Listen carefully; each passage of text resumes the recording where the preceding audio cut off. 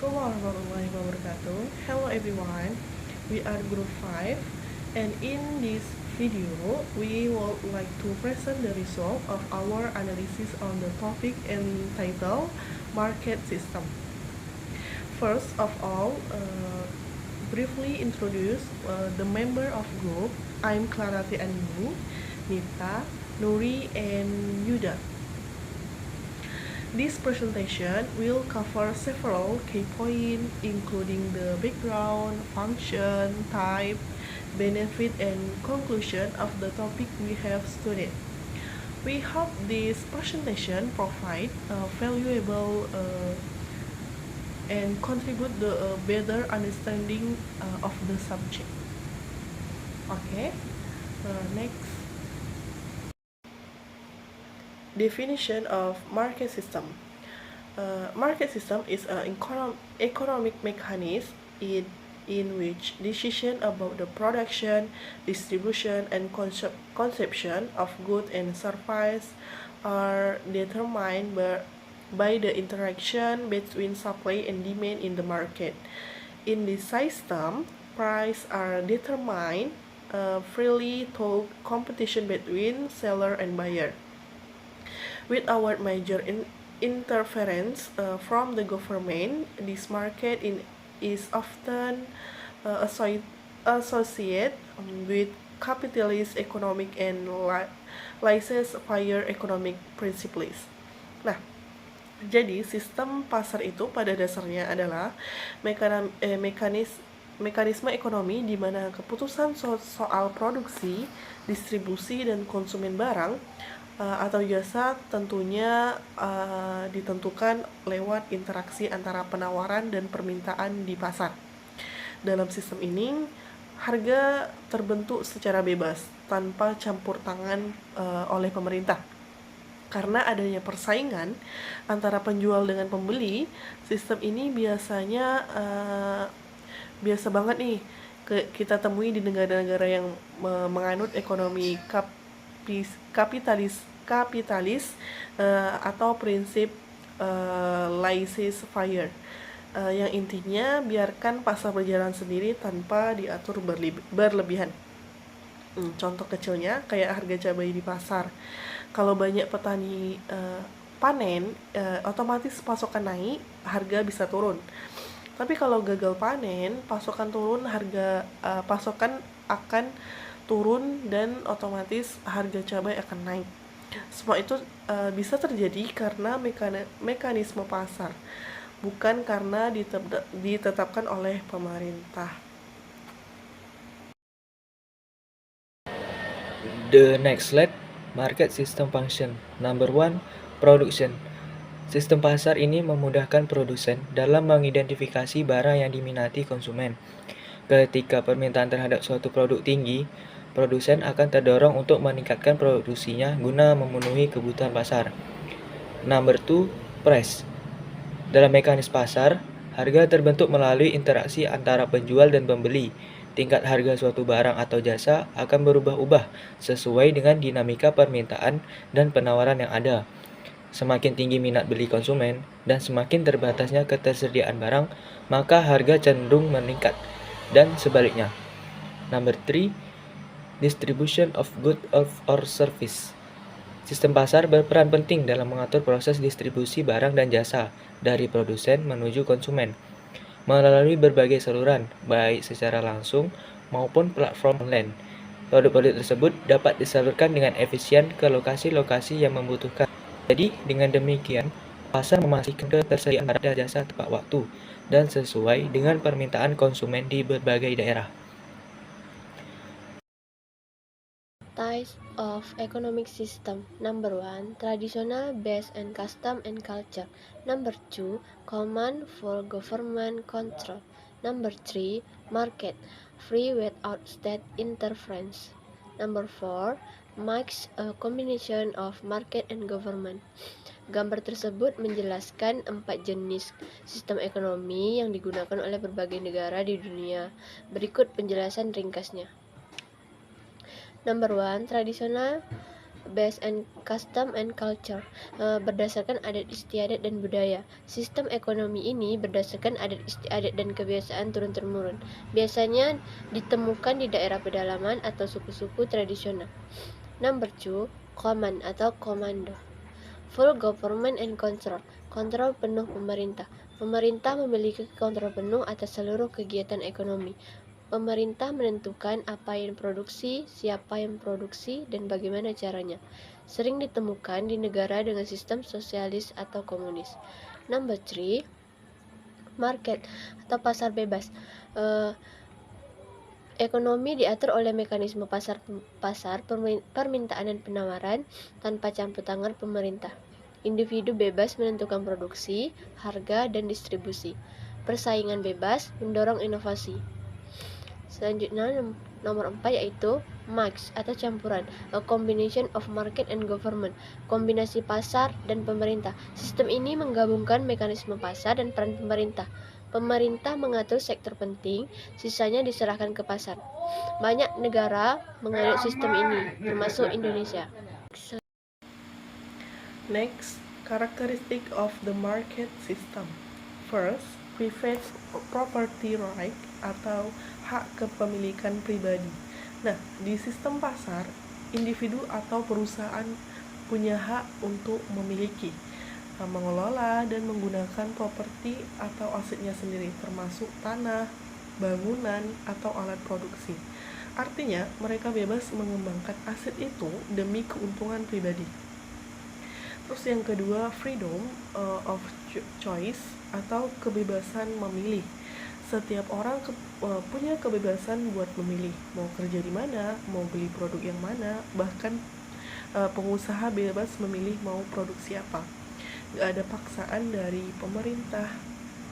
Nah, kemudian yang ketiga yaitu provide motivation atau motivasi keuntungan. Tujuannya utama itu pelaku ekonomi di sistem pasar adalah dapat mendapatkan keuntungan pastinya. Motivasi inilah yang bikin mereka terus termotivasi atau bersaing. Kemudian yang keempat, healthy competition atau persaingan secara sehat. Karena banyak pelaku usaha nih yang bebas masuk pasar di mana aja terjadinya persaingan, tapi persaingannya secara sehat ya, artinya semua bersaing lewat kualitas, harga, dan pelayanan, bukan cara curang. Oke, yang kelima yaitu market determine price atau harga ditentukan oleh pasar. Harga barang atau jasa ditentukan oleh interaksi antara penawar dan permintaan. Kalau permintaan tinggi tapi stok sedikit, harga bakalan naik. Atau sebaliknya, kalau stok banyak tapi permintaan rendah, otomatis barang tersebut akan turun harganya. Next, characteristic of the market system. First, private property right atau hak kepemilikan pribadi. Nah, di sistem pasar, individu atau perusahaan punya hak untuk memiliki, mengelola dan menggunakan properti atau asetnya sendiri, termasuk tanah, bangunan, atau alat produksi. Artinya, mereka bebas mengembangkan aset itu demi keuntungan pribadi.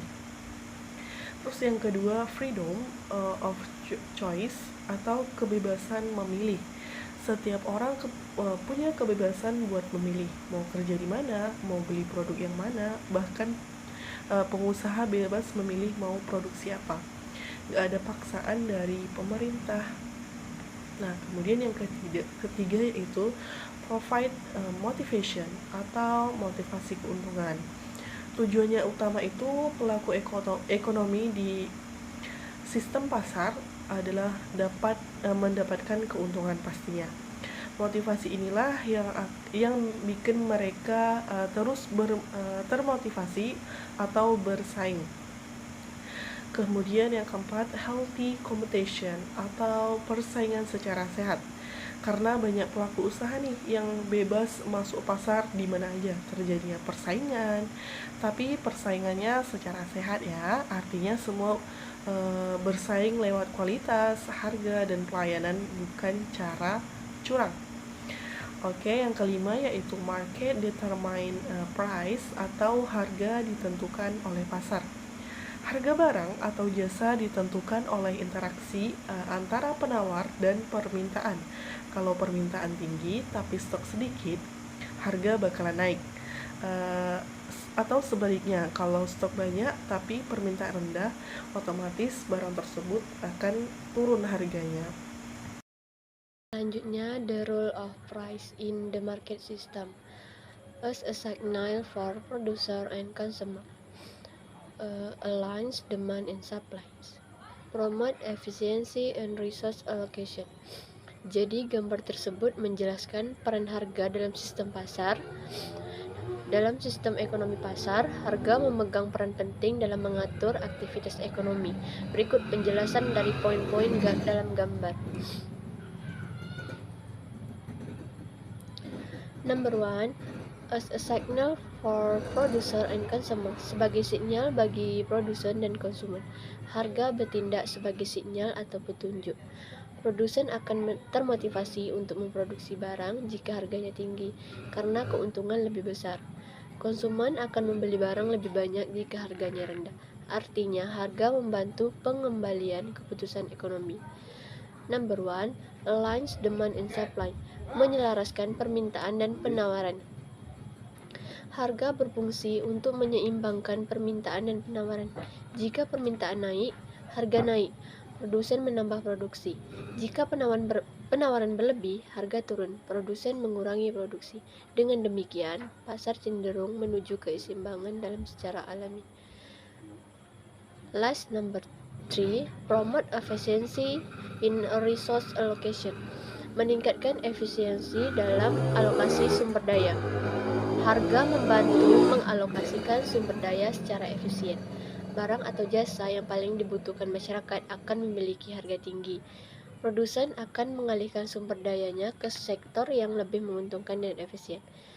Ini mendorong penggunaan sumber daya yang optimal di pasar bebas. Kesimpulan, harga bukan sekedar angka dalam sistem pasar.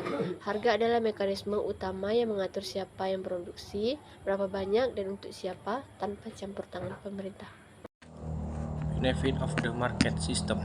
Yang pertama yaitu conversion drive quality, yang kedua flexible quick to the checks net, yang ketiga hack innovation and efficiency, yang terakhir about cost of the goods service.